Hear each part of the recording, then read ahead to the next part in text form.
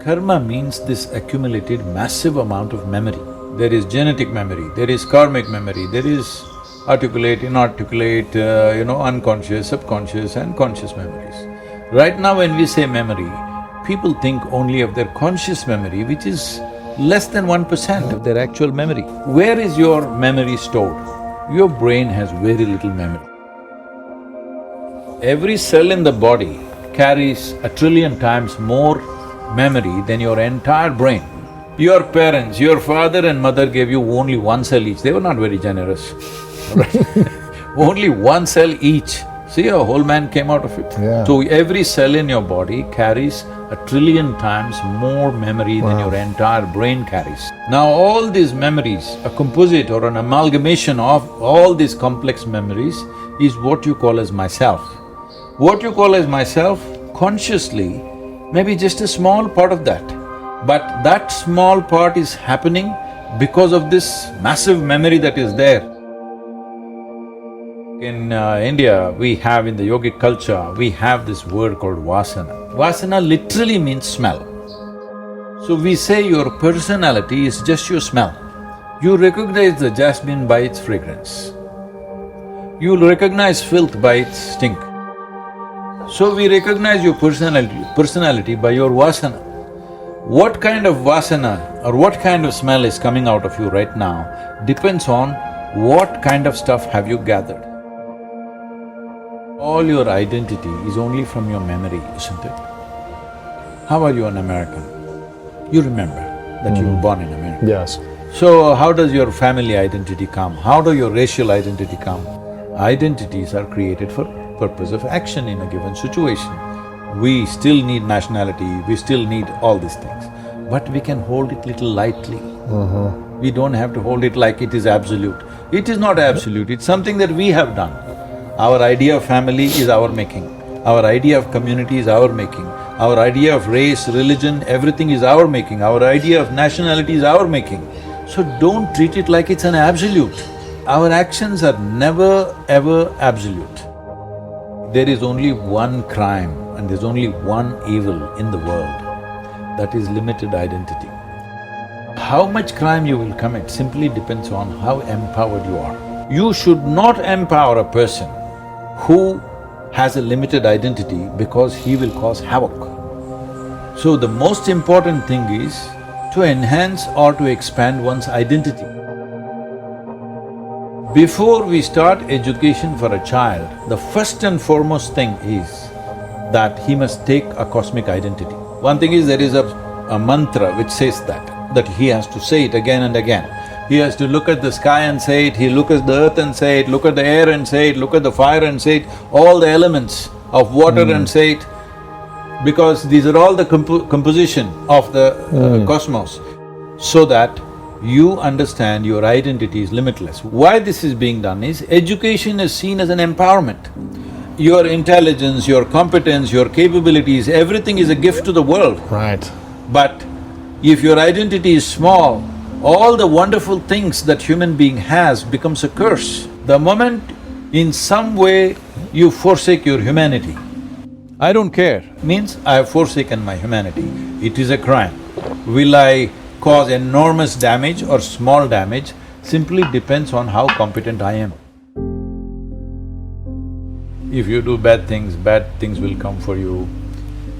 This has been the way of the world, you don't need the word karma for that, because people have been trying to control people, either with fear or guilt. Karma is not about fear, karma is not about guilt, karma is about liberation. It is about freedom. So what kind of karma happened in my life till this moment is not always my choice, so many things have happened. But what kind of karma I perform right now in this moment is 100% my choice. Will I use this filth as manure and blossom into a wonderful fragrance, or will I smear it around me and walk around with filth? This is the choice everybody has. If you're living in this world, so many unpleasant things happen. Now, with these unpleasant things, do you become wise or do you become wounded? This is a choice. Karma is the richness of your life. There is karma, there's the more rich and vibrant the karma is, the better. Only thing is it your platform to dance upon, or is it a quicksand that sucks you in? Because what happened yesterday you cannot change.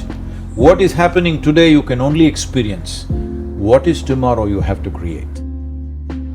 You as a life are far more exuberant than your body can ever be. If you keep your exuberance of life like that today, very clearly you know what is you, what is your body, what is your mind. When I say what is you, let us not give a definition to that, but your body we can define, just the food that you've eaten, isn't it?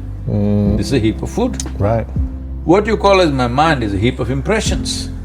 What you gather, whatever you gather, can be yours, but can never ever be you. You can only define that which has distinct physical boundaries. Anything which doesn't have a physical boundary, you cannot define that.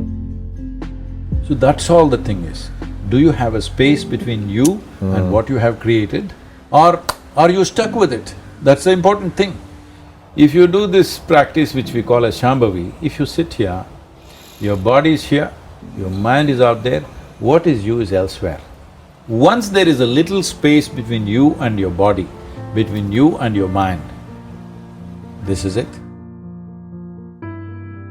There is something naturally within every human being that the moment you realize you're restricted by a boundary, you want to go beyond that. Whoever you are right now, you want to be something more. This is an innate longing within the human being because there is something within you which is not physical in nature.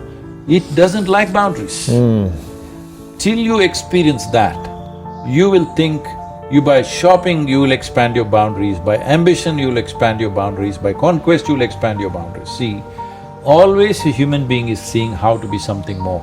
If it finds a very basic physical expression, we call this sexuality. What sexuality means is, something that is not you, you're trying to experience as it a part of yourself. It works for a few moments, then anyway two people are separate. If it happens mentally, it is called ambition, conquest, or simply shopping. Different people do it different ways. If it happens on an emotional level, we call it love. What love means is somebody who is not you, you want to experience them as a part of yourself. But if you do it consciously, we call it yoga. Love does not happen because you say it. Love does not happen because you're attracted to somebody. Yes, you may feel it at certain moments. When you like something, you may also begin to love it, all right? Essentially, love means sweetness of your emotion. Love is not something that you do, love is something that you can become, it's your quality. If you count the fruits, maybe that tree is bearing more fruit than this one. That's not the point. You nurture the root. The fullest possible nurture if you give to the root, what it has to become, it'll become. A blade of grass cannot become a tree. But is it not wonderful? Yeah. Is this maple tree trying to produce apples? No. No. It is just trying to be the best possible maple tree it can be. As a human being, you must see how this life can blossom into its fullest. If it blossoms to its fullest, somebody may become rich with money, for somebody may become intelligent, somebody may become knowledgeable, somebody may become loving, somebody may become an artist, somebody may just wander. But a fully blossomed human being is a joy to see no matter what the hell they're doing or what they're not doing. What I am at my fullest, am I better than you? No, I'm just different. This tree, is it better than that tree? No. This is one way, that's another way. And that's why the world is so beautiful. In our lives, if we do not do what we cannot do, there's no issue. If we do not do what we can do, we are a disaster. So, I'm saying, at least are you as joyful as you were when you were 5 years of age?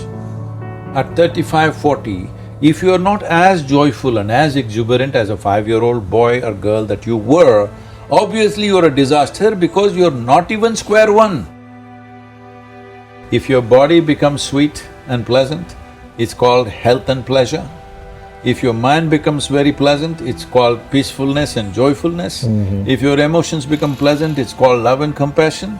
If your